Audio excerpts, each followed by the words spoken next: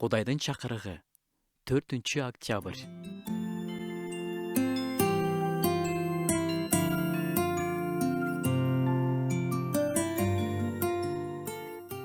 Шамуэл китебинен бир кызыктуу аят окуп кетели.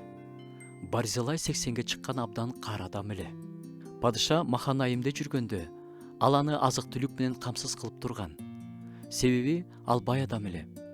Библиядагы көп башка кызыктуу окуялардын катарында Барзилай жөнүндө да жазылган.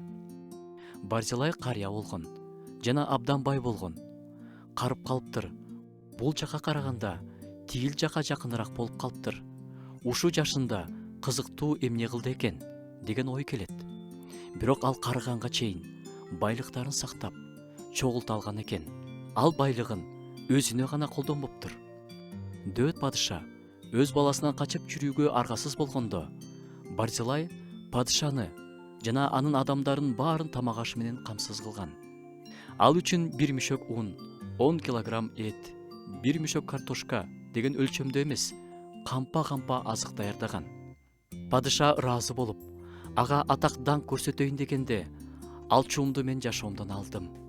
Мага эч нерсенин кереги жок. Өзүм көнгөн жерден эле төөлүккө өтөйүн деген. Өз ордуна башка жаш адамды сунуштаган. Биз карылыкты кандай тосуп алып жатабыз? Карый баштаганда эле, карылыктын белгилери келе баштаганда эле, колубузду түшүрүп, чапанды оронуп, эч нерсеге аралашпай жатып алган жокпузбу? Ушундай жашыбызда да биз кызмат кыла алабыз. Жакындарыбызга, Кудайга кызмат кыла алабыз.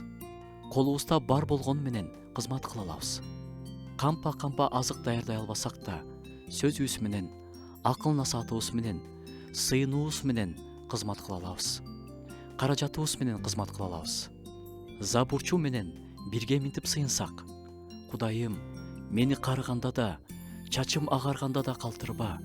Сенин күчүңдү ушул тукумга, сенин кудуретиңди келе жаткан тукумга жарыя кылганча мени таштаба.